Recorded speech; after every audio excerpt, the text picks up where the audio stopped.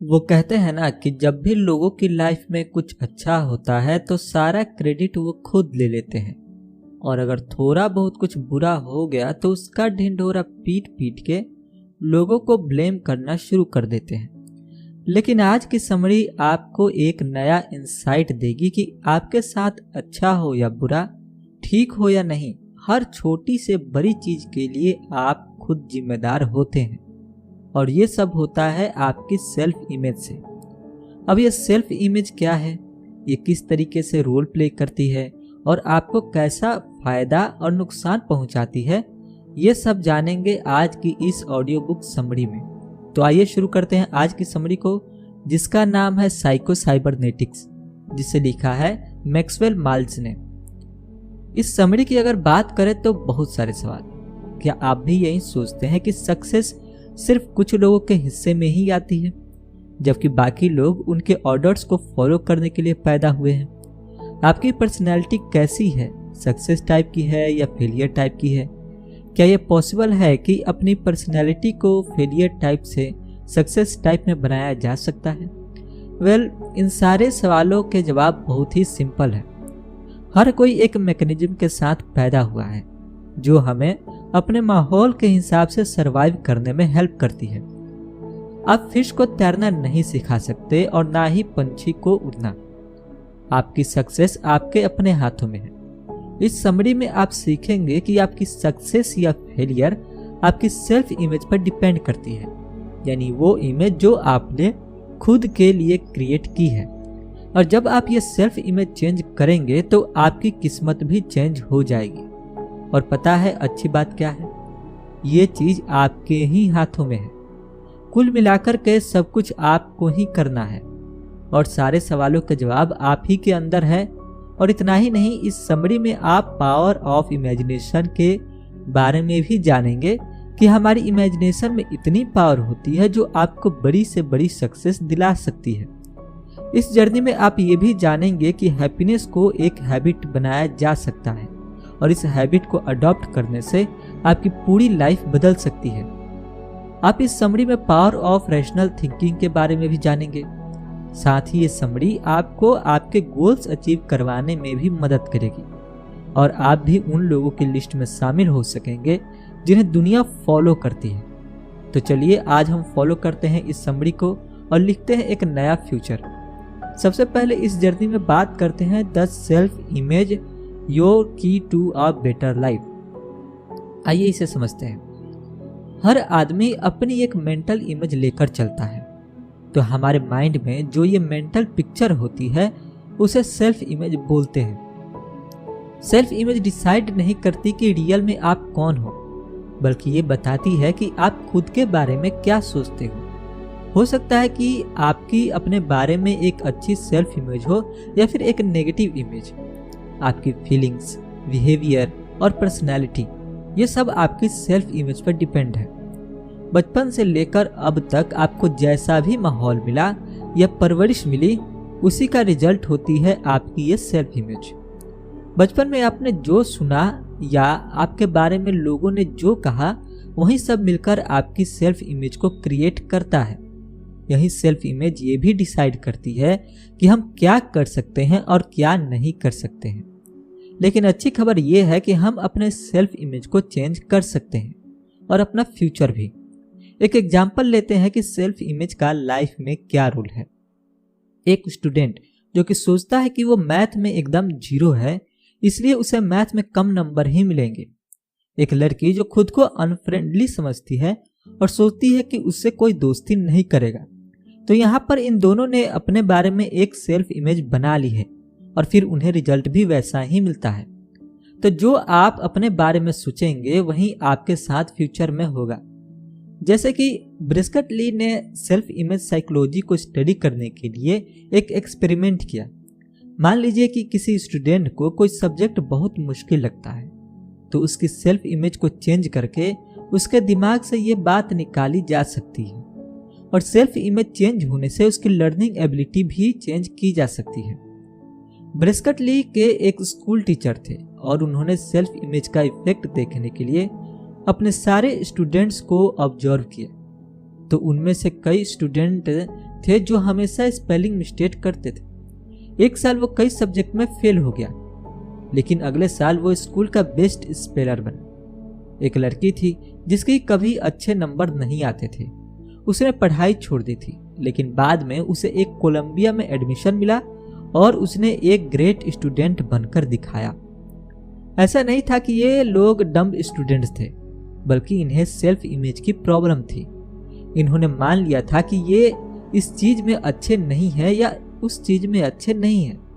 लेकिन जैसे ही इनकी सेल्फ इमेज चेंज हुई तो इनका एटीट्यूड भी चेंज हो गया और इन्होंने अपने फेलियर को अपनी सक्सेस में बदल दिया। बस यही इनकी सक्सेस का सीक्रेट है।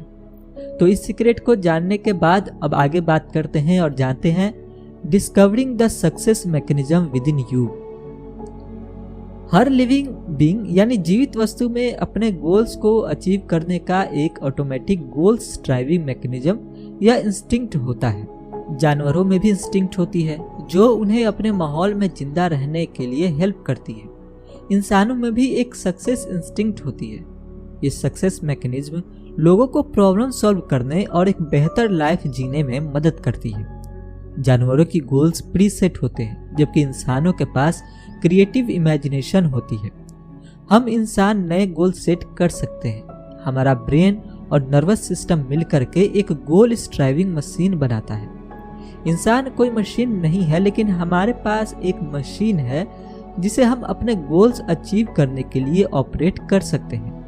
अगर गोल स्ट्राइविंग मैकेनिज्म उसके फेवर में काम करती है तो इसे सक्सेस मैकेनिज्म बोलते हैं, और अगर उसके खिलाफ काम करती है तो ये फेलियर मैकेनिज्म कहलाती है। जैसे कि गिलहरी को कोई पेड़ पर चढ़ना नहीं सिखाता है और ना ही ये सिखाता है कि उसे सर्दियों के लिए खाना जमा करना है। अगर कोई गिलहरी स्प्रिंग में भी जन्मी होगी तो भी वो विंटर के लिए फूड जमा करेगी। उसे पता होता है कि ठंड में कुछ नहीं मिलेगा, इसलिए वो एडवांस में खाना इकट्ठा करती है। ठीक ऐसे ही चिड़िया को कोई उड़ना और घोंसला बनाना नहीं सिखाता। पंछी बिना किसी नेविगेशन सिस्टम के आसमान में ऊंचे उड़ते हैं और सही सलामत धरती पर लौट भी आते हैं। चिड़िया को डायरेक्शन के लिए किसी भी मैप की जरूरत नहीं होती। ठंडी या गर्मी के लिए किसी वेदर रिपोर्ट पर डिपेंड नहीं होती। हर साल माइग्रेन चिड़ियों के झुंड ठंडी जगहों से उड़कर गर्म जगहों पर आते हैं। ये पंछी कई मील समुद्र के ऊपर से उड़ते हुए ट्रेवल करते हैं। तो यहाँ पर उनकी सक्सेस इंस्टिंक्ट उन्हें अपने इन्वायरमेंट के हिसाब से एडजस्ट करने में हेल्प करती है। इंसानों के अंदर भी सक्सेस इंस्टिंक्ट होती है। आपको अपनी बाजू को स्ट्रेच करने के लिए बताना नहीं पड़ता। आप अपने मसल्स को ये नहीं बोलते कि टेबल से उठाकर मुझे सिगरेट दे दो। अगर आपको सिगरेट चाहिए तो वो आपका गोल बन जाएगी और आपका गोल ड्राइविंग मैकेनिज्म खुद से एक्टिव हो जाएगा। अगर आपका कॉन्शियस माइंड टारगेट को सिलेक्ट करता है तो आपका सब कॉन्शियस माइंड टारगेट को हिट करता है। इसलिए लाइफ में हमेशा ऊंचे और बेहतर गोल्स रखो। तो इसी के साथ अब आगे बढ़ते हैं और बात करते हैं इमेजिनेशन, द फर्स्ट की टू योर सक्सेस मैकेनिज्म। हमारा ब्रेन रियल और इमेजिनरी एक्सपीरियंस के बीच का फर्क नहीं बता सकता और ये रियलिटी के मुकाबले हमारी इमेजिनेशन पर रिएक्ट करता है। हमारी खुद के बारे में इमेजिनेशन, जो कि हमारी सेल्फ इमेज है, हमारी फीलिंग्स और एक्शंस पर डिसाइड करती है। जो आप खुद के बारे में सोचते हो वही आपके सबकॉन्शियस माइंड का सच बन जाता है और फिर ये उस पर रिएक्ट करने लगता है। आप अपनी इमेजिनेशन चेंज करके अपनी फीलिंग्स और एक्शंस को चेंज कर सकते हो। मेंटल प्रैक्टिस उतनी ही इफेक्टिव है जितनी कि रियल प्रैक्टिस। तो हम यहाँ पर एक एग्जांपल लेंगे ये साबित करने के लिए कि ब्रेन रियल और इमेजिनेटिव एक्सपीरियंस में फर्क नहीं बता सकता। अगर किसी हिप्नोटाइज्ड पर्सन को बोला जाए कि तुम अभी नॉर्थ पोल में हो तो वो ठंड फील करने लगेगा और शिवरिंग भी करेगा। इस थ्योरी को साबित करने के लिए कॉलेज स्टूडेंट्स पर एक एक्सपेरिमेंट किया गया। कुछ स्टूडेंट को बोला गया कि इमेजिन करो कि तुम्हारा एक हाथ ठंडे पानी में डूबा हुआ है। हालांकि इन स्टूडेंट्स को हिप्नोटाइज नहीं किया गया था और ये लोग पूरे होशो हवास में थे, फिर भी इनकी टेम्परेचर रीडिंग ड्रॉप हो गई थी। मेंटल प्रैक्टिस को रियल प्रैक्टिस से कंपेयर करने के लिए एक और एक्सपेरिमेंट किया गया। मेंटल प्रैक्टिस स्किल इंप्रूव कर सकती है या नहीं, ये देखने के लिए बास्केटबॉल प्लेयर्स के 3 ग्रुप से मेंटल प्रैक्टिस करवाई गई। पहले ग्रुप को 20 दिनों तक फ्री थ्रो की रियल प्रैक्टिस करने को बोला गया। सेकेंड ग्रुप को प्रैक्टिस करने से एकदम मना कर दिया गया और तीसरे ग्रुप से कहा गया कि वो रोज 20 दिनों तक बॉल थ्रो करने की मेंटल प्रैक्टिस करें। रियल गेम में सेकेंड ग्रुप की कोई भी इंप्रूवमेंट नहीं दिखाई दी, लेकिन पहले और थर्ड ग्रुप के रिजल्ट ऑलमोस्ट लगभग बराबर थे। फर्स्ट ग्रुप ने 24% स्कोर किया था, जबकि थर्ड ग्रुप का स्कोर 23% था। तो एक और एग्जाम्पल है जिसे मेंटल प्रैक्टिस की इफेक्टिवनेस का पता चलता है। Capablanca great chess champion Alekhine से चैंपियनशिप हार गए थे। एक्सपर्ट का मानना था कि केपी ब्लांका को चेस में हराना इम्पॉसिबल है, लेकिन फिर जब उसे एक नए प्लेयर ने हरा दिया तो सब शॉक रह गए। लेकिन यह हुआ कैसे? ये मेंटल प्रैक्टिस का असर था। अलेखिने कई महीनों से मेंटल प्रैक्टिस कर रहा था। उसे अपने माइंड में चेस खेलते हुए ऑलरेडी 3 महीने हो चुके थे। तो ये है इमेजिनेशन की पावर।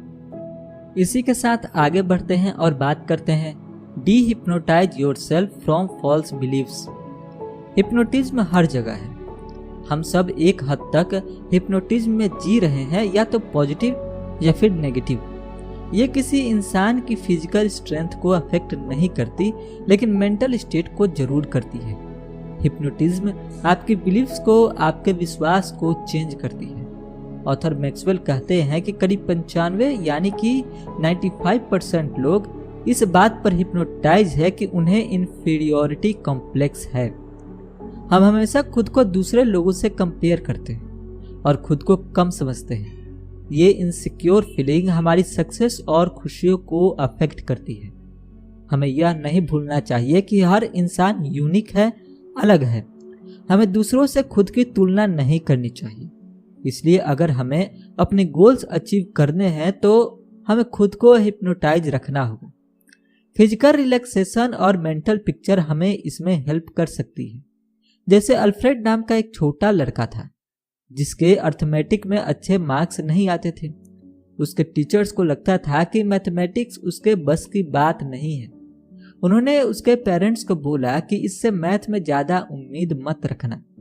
अल्फ्रेड और उसके पेरेंट्स को यकीन हो गया था कि टीचर ने जो कहा है वही सच है। एक दिन जब टीचर ने स्टूडेंट्स को बोर्ड पे लिखा प्रॉब्लम सॉल्व करने को बोला तो अल्फ्रेड आगे आया। पूरी क्लास और टीचर उस पर हंस रहे थे। अल्फ्रेड ब्लैक बोर्ड के पास गया और प्रॉब्लम सॉल्व करके उसने दिखा दिया। उस दिन से अल्फ्रेड का कॉन्फिडेंस बढ़ गया और उसने एक टॉप मैथ स्टूडेंट बनकर दिखाया। तो यहाँ पर अल्फ्रेड के केस में हमने देखा कि वो अपने टीचर की बातों से हिप्नोटाइज्ड हो गया था। मैथ्स तो उसे इसलिए मुश्किल लगता था क्योंकि टीचर ने उसे बोला था कि तुम कभी भी मैथ में अच्छे नहीं कर सकते। लेकिन अल्फ्रेड ने अपना एटीट्यूड चेंज किया, जिससे उसकी बिलीफ भी चेंज हुई। एक और एग्जाम्पल लेते हैं जो साबित करती है कि हिप्नोटिज्म फिजिकल स्टेट से ज्यादा मेंटल स्टेट को इफेक्ट करती है। एक हिप्नोटिस्ट ने एक फुटबॉल प्लेयर को हिप्नोटाइज किया और कहा कि तुम्हारा हाथ टेबल में फंस गया है, तुम उसे उठा नहीं सकते। प्लेयर को यकीन हो गया। उसने काफी जोर लगाया लेकिन अपना हाथ नहीं उठा पाया। वो फुटबॉल प्लेयर फिजिकली फिट था, पर हिप्नोटिस्ट ने उसे मेंटली वीक कर दिया था। डॉक्टर नाइट डनलप एक साइकोलॉजिस्ट हैं। हैबिट्स और लर्निंग प्रोसेस पर उन्होंने काफ़ी एक्सपेरिमेंट किए हैं और लोगों को उनकी कुछ सीरियस हैबिट्स छुड़वाने में हेल्प भी की है, जैसे नाखून चबाना, अंगूठा चूसना वगैरह वगैरह। वो कहते हैं कि अगर तुम कोई बुरी आदत यानी कि बैड हैबिट्स को चेंज करना चाहते हो तो तुम्हें अपने माइंड में रिजल्ट की एक क्लियर मेंटल पिक्चर बनानी होगी। मान लो कि तुम्हें स्मोकिंग छोड़नी है तो आप सिगरेट के बगैर अपनी पिक्चर इमेजिन करो। इससे आपको स्मोकिंग की बुरी आदत से छुटकारा पाने में काफ़ी मदद मिलेगी। तो अपने बिलीव्स को हिप्नोटाइज्ड करने के इस प्रोसेस को समझने के बाद अब आगे बात करते हैं how to utilise the power of rational thinking. आपका अनकॉन्शियस माइंड किसी मशीन की तरह है। आप इसके ऑपरेटर हो। इस मशीन की खुद की कोई मर्जी नहीं है। आप इसे जो भी डेटा प्रोवाइड करते हो ये उसी से चलती है और इस मशीन को आप कॉन्शियस थिंकिंग से कंट्रोल कर सकते हो। आप प्रोसेस कंट्रोल नहीं कर सकते, मगर मशीन में क्या डेटा फीड होगा ये आप कंट्रोल कर सकते हो। अगर आप सोचते हैं कि कोई पार्टिकुलर काम आपसे नहीं होगा तो खुद से पूछिए क्यों नहीं होगा। इसे हम कॉन्शियस थिंकिंग या रैशनल थिंकिंग बोलते हैं। इस तरह करने से आपको पता चलेगा कि आपके कुछ बिलीव्स आपके पुराने अनुभव की वजह से थे, और वो बिलीव्स यानी कि वो विश्वास गलत थे और उन्हें अब चेंज करना होगा। जब आप अपने बिलीव्स को चेंज करेंगे तो आपके अनकॉन्शियस माइंड से सारी नेगेटिविटी भी चली जाएगी। जैसे कि एना को हरे लिप की प्रॉब्लम थी, वो फटे होठों के साथ पैदा हुई थी। यही वजह थी कि अपने लुक्स को लेकर के वो कभी भी कॉन्फिडेंट नहीं हो पाई और एंटी सोशल बनती चली गई। उसका ना तो कोई दोस्त था और ना ही कोई सोशल लाइफ। उसे लगता था कि वो बदसूरत है, इसलिए कोई उसका दोस्त नहीं बनेगा। अपने आसपास के लोगों के साथ एना का बिहेव बहुत ही रूखा और कोल्ड था। फिर उसकी हरे लिप की सर्जरी हुई तो उसका फेस नॉर्मल हो गया, लेकिन उसका व्यवहार अभी भी चेंज नहीं हुआ था। उसने काफी कोशिश की लोगों के साथ फ्रेंडली होने की, मगर अपने पास्ट बिहेवियर की वजह से ये उसके लिए एक बहुत मुश्किल काम था। उसे अभी भी लगता था कि कोई उससे दोस्ती नहीं करना चाहता। उसने लोगों के साथ जो बुरा बर्ताव किया है, लोग उसे भूले नहीं होंगे, लेकिन वह फिर गलती कर रही थी। उसने अपने माइंड में जो नेगेटिव सेल्फ इमेज अपनी बना रखी थी, वो उसे कभी खुश नहीं रहने देती थी। हमारे साथ पास्ट में जो हुआ उसके बेस पर अपनी प्रेजेंट डिसीजन नहीं लेने चाहिए। हमें पास्ट की गलतियों और फेलियर्स को भूलकर आगे बढ़ना होगा, तभी हम सही मायनों में खुश रह सकते हैं। यहाँ पर मैक्सवेल कहते हैं कि हमें खुद से ही अपने बिलीव्स को लेकर के रैशनल क्वेश्चन करने चाहिए। रैशनल थिंकिंग की पावर देखने के लिए एक और एग्जांपल लेते हैं। एक ओल्ड फार्मर स्मोकिंग छोड़ने की बड़ी कोशिश कर रहा था। एक दिन जब वो खेतों में काम कर रहा था तो उसे याद आया कि वो अपना तंबाकू घर भूल गया है। वो तंबाकू लेने घर की तरफ चल पड़ा। घर पहुंचने के बाद उसे फील हुआ कि उसकी स्मोकिंग की आदत ने उसे अपने खेत से वापस घर आने पर मजबूर कर दिया। उसे बड़ा गुस्सा आया क्योंकि आने जाने में उसका टाइम वेस्ट हो गया था। वो तंबाकू लिए बगैर ही वापस खेत की तरफ लौट गया और खुद से वादा किया कि वो आज के बाद कभी भी स्मोकिंग नहीं करेगा। तो इस कहानी को समझते हुए इस जर्नी में अब आगे बढ़ते हैं और बात करते हैं relax and let your success mechanism work for you. एक गलती जो सब करते हैं वो है अपनी प्रॉब्लम को सॉल्व करने के लिए कॉन्शियस थिंकिंग या फोरब्रेन थिंकिंग पर डिपेंड रहना। लोग अक्सर भूल जाते हैं कि हमारे फोरब्रेन का काम डेटा कलेक्ट करना, ऑब्जर्वेशन और जजमेंट करना है, ना कि डेटा को प्रोसेस करना। तो आपका फोरब्रेन प्रॉब्लम को समझ सकता है मगर उनके सॉल्यूशन नहीं ढूंढ पाता, क्योंकि प्रॉब्लम सॉल्व करने का काम है आपके ऑटोमेटिक गोल्स ड्राइविंग मैकेनिज्म का। हम सभी क्रिएटिव वर्कर्स हैं। कभी कभी हमारी कॉन्शियस थिंकिंग हमारे क्रिएटिव मैकेनिज्म को जैम कर देती है। इसलिए कभी भी अपनी प्रॉब्लम को लेकर के ज्यादा स्ट्रेस मत लीजिए। रिलैक्स रहिए और अपने सब कॉन्शियस क्रिएटिव मैकेनिज्म को अपना काम करने दीजिए। 5 रूल्स है, 5 नियम है जो आपकी क्रिएटिव मशीनरी को फ्री रखते हैं। पहला है कि कोई भी शर्त लगाने से पहले अच्छे से सोच लो, लेकिन एक बार शर्त लग जाए तो राइड को एंजॉय करो। दूसरा है कि प्रेजेंट मोमेंट पर ध्यान दो, कल की चिंता छोड़ दो। तीसरा है कि एक टाइम में एक ही काम करो, मल्टीटास्किंग बिल्कुल मत करो। चौथा है कि जब आप नींद में होते हैं तो आपका सबकॉन्शियस माइंड प्रॉब्लम के सॉल्यूशन ढूंढ रहा होता है। और पांचवा है रिलैक्स रहो। यहाँ पर एक क्लासिक एग्जांपल है कि कॉन्शियस थिंकिंग हमारे क्रिएटिव मैकेनिज्म को कैसे जैम कर देती है। चार्ल्स डार्विन दुनिया की मशहूर बायोलॉजिस्ट थे। उन्होंने एक किताब लिखी थी the origin of species. Darwin अपनी इस बुक के लिए कोई राइट आइडिया ढूंढने की काफी कोशिश कर रहे थे, लेकिन उनसे हो नहीं पा रहा था। एक दिन जब वो अपने गैरेज में बैठे थे तो अचानक उन्हें एक आइडिया आया और उन्हें अपनी प्रॉब्लम का सॉल्यूशन मिल गया। जब उनका सारा ध्यान प्रॉब्लम पर था तो उन्हें सॉल्यूशन नहीं मिल रहा था, मगर उन्हें अचानक से सॉल्यूशन मिल गया जब उनका ध्यान कहीं और था। एक और एग्जाम्पल है सीखने का कि हमें उस वक्त सोचना चाहिए जब डिसीजन लेना हो, क्योंकि एक बार जब आपने डिसाइड कर लिया तो फिर उस पर सोच विचार करने का कोई फायदा नहीं है। रोलेट प्लेयर्स अपना बेट लगाते टाइम बिल्कुल भी नहीं सोचते।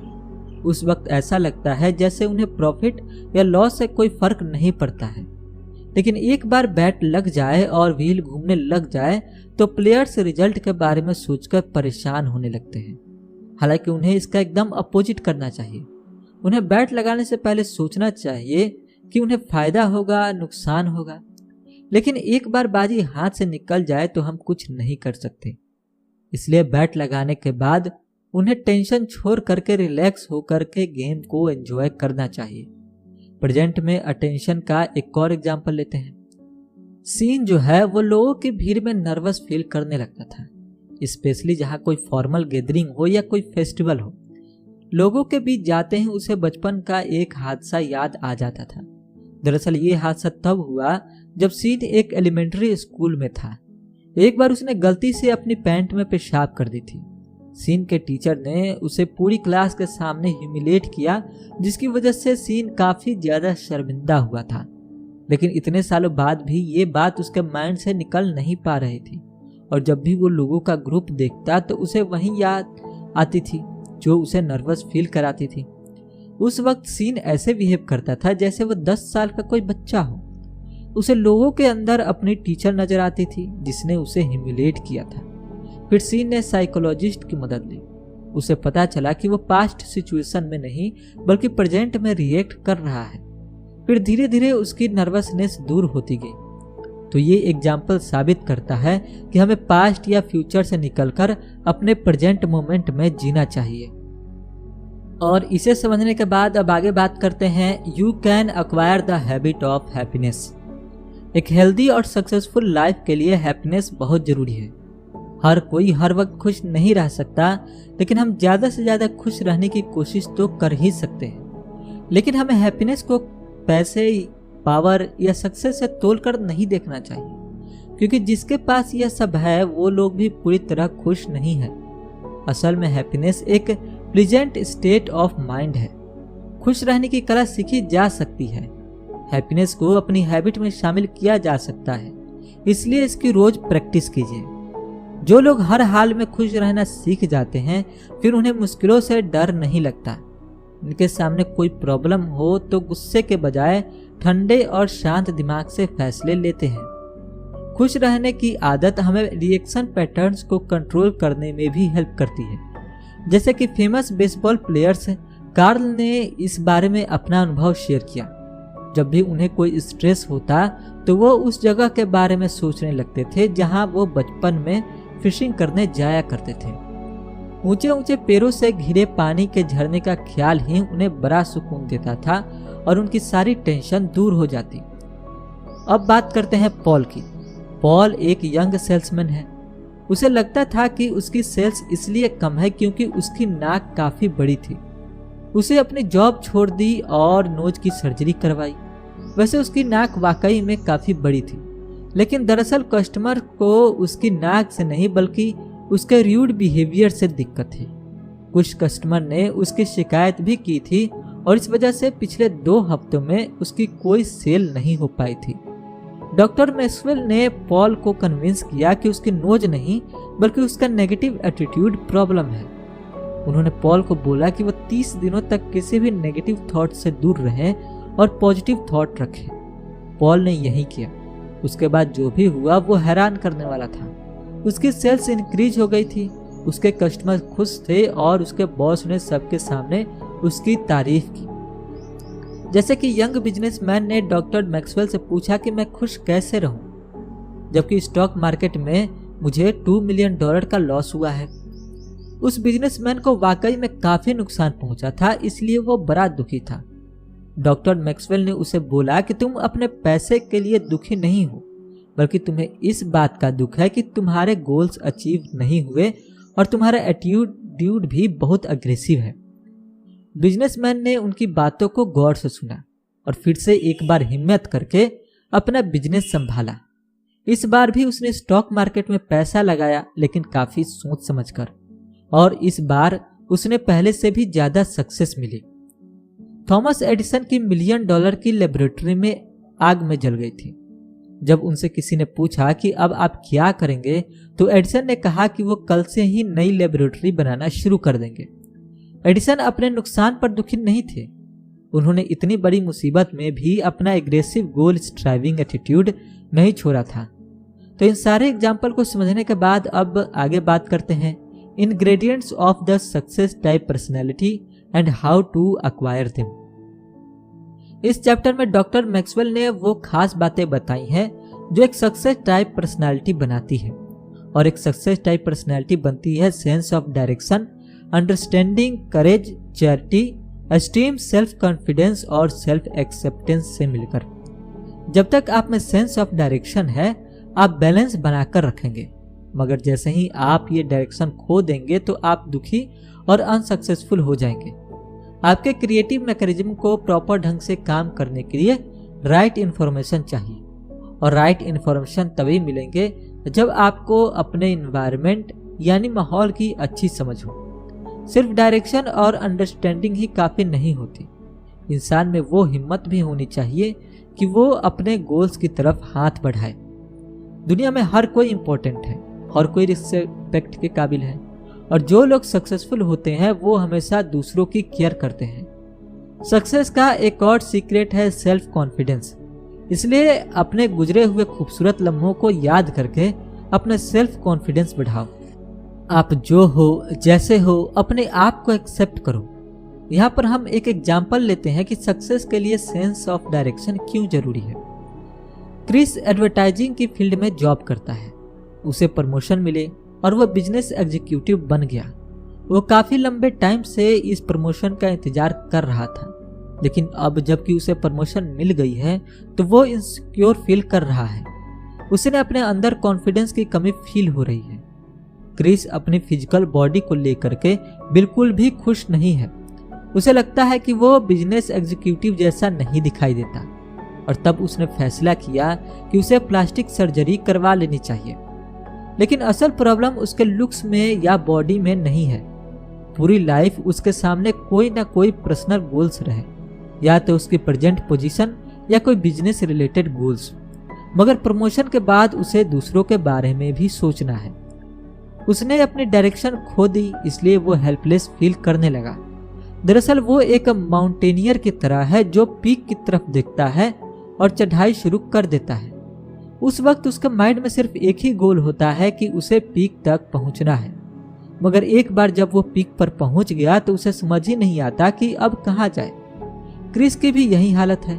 उसने अपना डायरेक्शन लूज कर दिया और अब उसे समझ नहीं आ रहा है कि वो आगे क्या करे, इसलिए उसका कॉन्फिडेंस भी लूज हो गया। तब उसने अपने लिए एक नए गोल्स बनाए और अपने सक्सेस जर्नी एक बार फिर से शुरू कर दी। इसलिए सक्सेस टाइप पर्सनैलिटी के लिए अपने इन्वायरमेंट को जानना बहुत जरूरी है। हिस्टोरियंस का मानना है कि हिटलर सेकेंड वार इसलिए हार गया था क्योंकि उसे अपने इन्वायरमेंट की समझ नहीं थी। जो लोग उसे बुरी न्यूज़ देते थे उन्हें वो पनिश करता था, इसलिए उसके लोग उससे सच्चाई छुपाने लगे और यही वजह थी कि अंत में हिटलर हार गया। और इसी के साथ अब टाइम आ गया है इस समरी के कंक्लूजन का। इस समरी में आपने जाना कि लाइफ में सेल्फ इमेज कितनी ज्यादा इंपॉर्टेंट है। आपने ये सीखा कि हमारी सेल्फ इमेज हमारी लाइफ बना भी सकती है और बिगाड़ भी सकती है। इस समरी में आपने सीखा कि इमेजिनेशन पावर कितनी कमाल की चीज है। यहाँ तक आप सिर्फ माइंड प्रैक्टिस से चेस का हारा हुआ गेम भी जीत सकते हैं। इस जर्नी में आपने पर्सनैलिटी टाइप के बारे में जाना। लोग या तो सक्सेस टाइप के होते हैं या फेलियर टाइप के। आपने ये भी सीखा कि एक सक्सेस टाइप पर्सनैलिटी कैसे बनाई जा सकती है। इसलिए सक्सेस या फेलियर दोनों हमारे हाथ में है। दुनिया में कुछ भी असंभव नहीं है।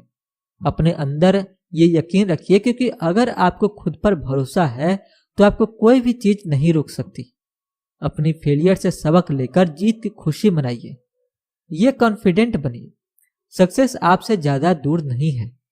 तो आई आज से ही सक्सेस की सीढ़ियों पर कदम बढ़ाने के लिए तैयार हो जाओ। और इन्हीं सारी बातों के साथ ये समरी तो यहीं पर समाप्त होती है।